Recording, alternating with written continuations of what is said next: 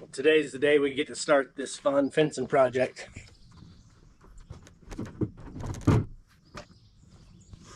I'm rounding out some of the materials to start with. We're going to set our corner braces, start pounding posts, and then we'll go to stretch and fence after that.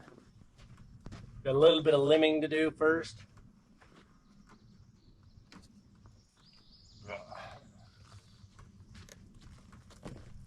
Ola's down doing that right now while I round up materials.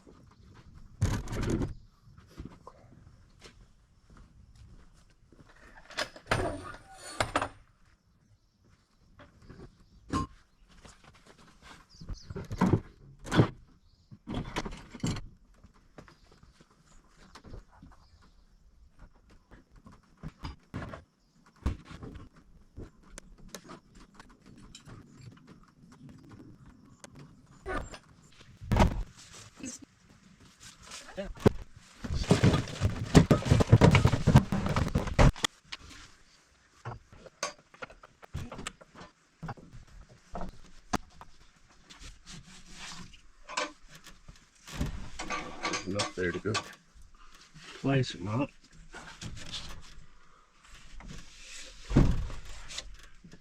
Maybe now. That'll give me some space to be able to sit down. Like, you know, without sharing.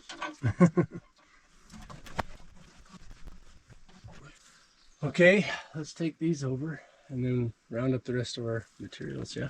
Yeah. We know what we need. Well, it's early morning and we're just avoiding the heat, but it's time to get some fence put up. Mark is gonna go get all the tools and things, but I'm gonna use my little hatchet. This is one of my favorite tools. It's and I'm gonna start limbing up a pathway that we just walked. It is early morning. I'm still kind of mean mugging because I'm not a morning person, but I'm gonna get right to it. Just gonna start limbing limbs. Fencing across our frontage is the best solution in dealing with the range cows.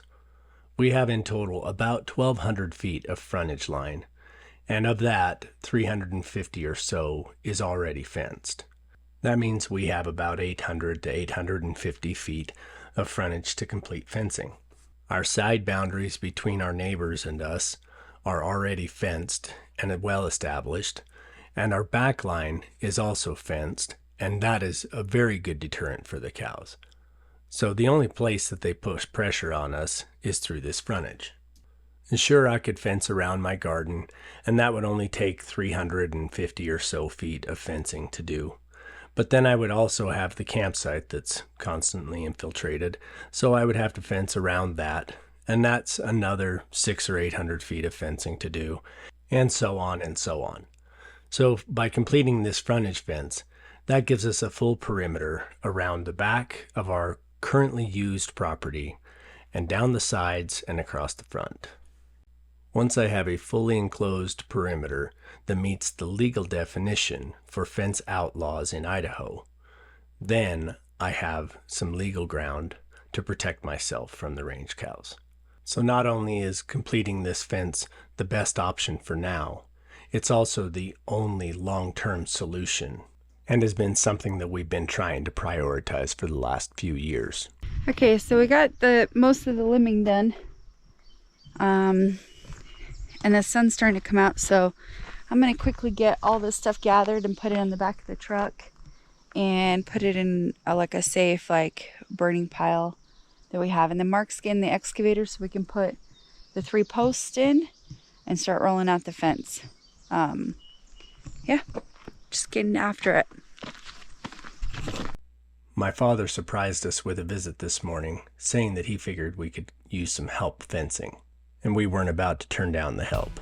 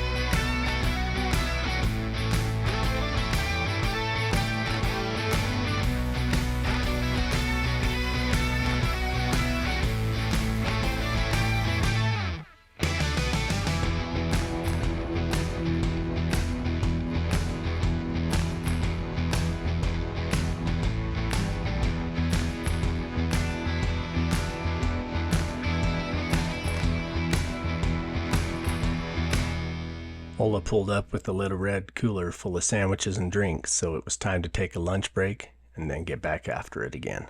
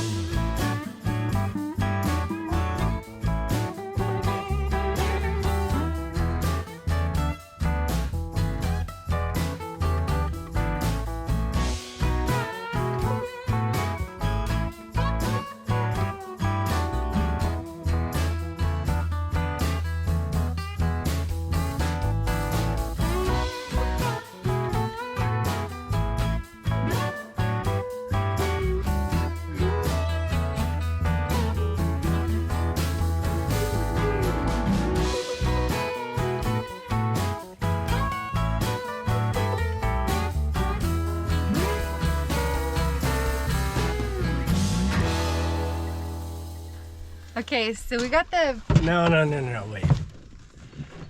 Okay. My dear sweet wife here had pretty ambitious goals last night.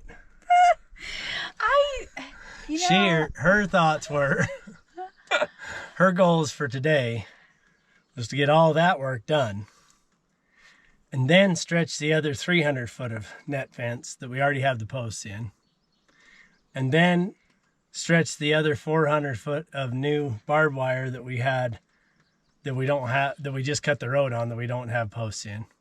And then we were going to go up and put panels up in our garden, arches for the green beans to climb. Yep.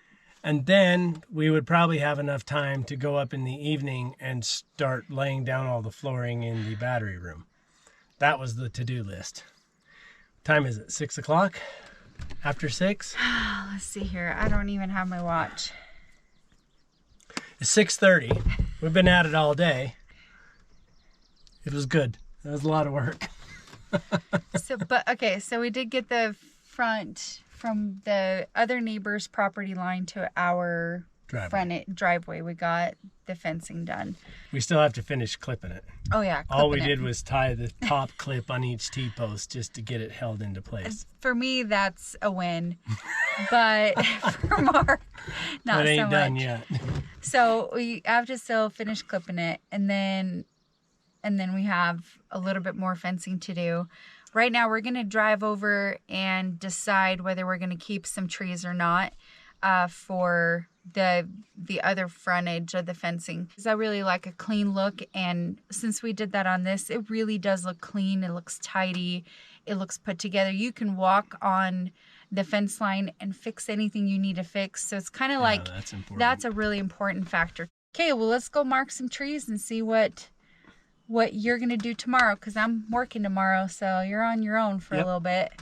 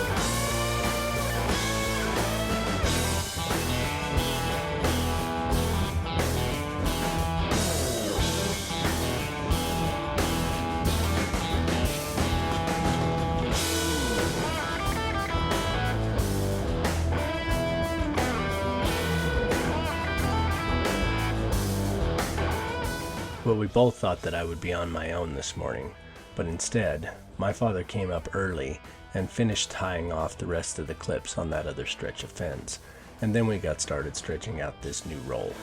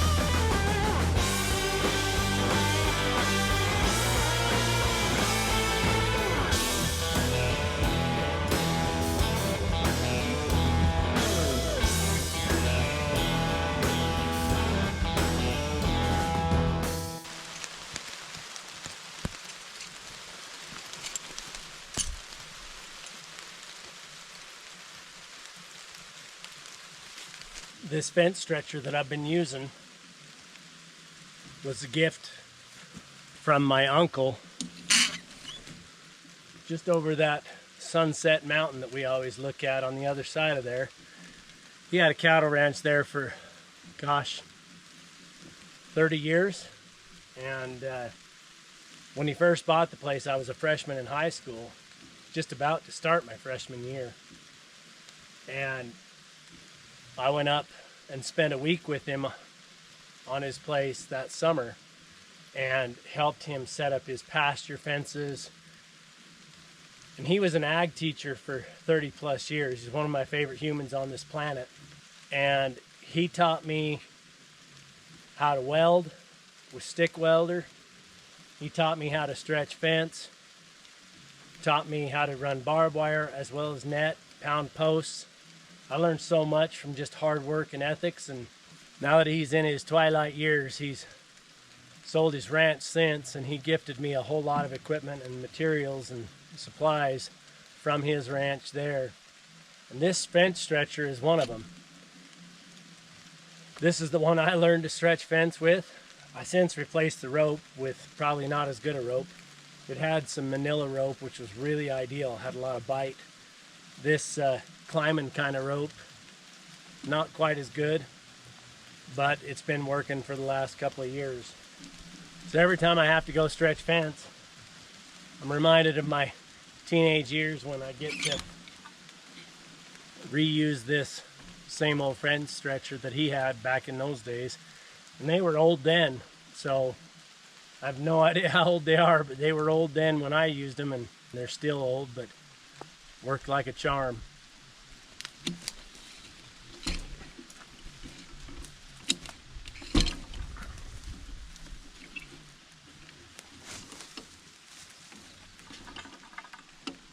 Hard to beat an old block and tackle. From that last wood post that we've stretched to this brace post, it drops just a little bit. Only about a foot, maybe a little bit more.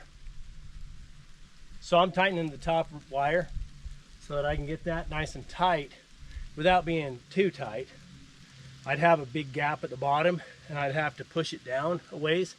And I'm going to do that just a bit, because I don't care if those bottom wires will stretch, and they will stretch, trust me.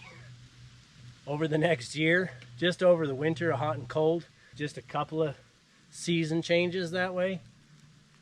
If I don't stretch this tight right now, this whole thing's going to be sagging loose and bowed all the way throughout.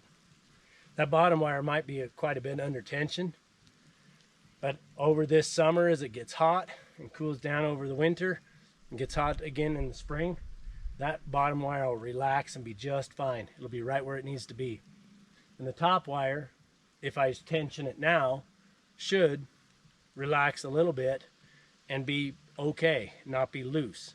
As we started fencing up here, I've tried it other ways where we've tightened the bottom one and then we twisted up the other wires in series all the way up to tighten it up. And all that happens is everything relaxes, those twists become a friction point and they break. Even if I can't push it all the way down this year, I'll leave those 3 T-posts in the middle that are lowest.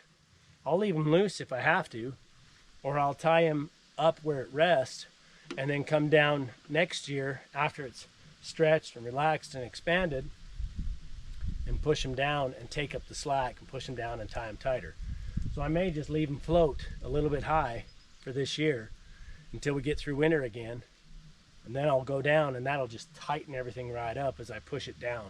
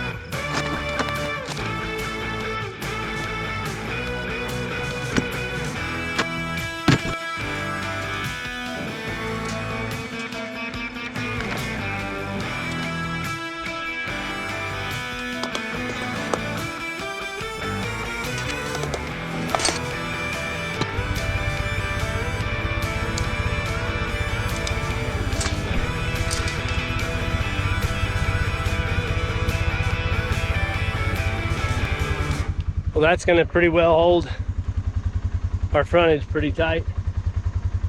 We still got to go up the new road with barbed wire, but the other fences are in place enough to hold them off, so we've got a little bit of time to get those posts pushed and figure out that fencing.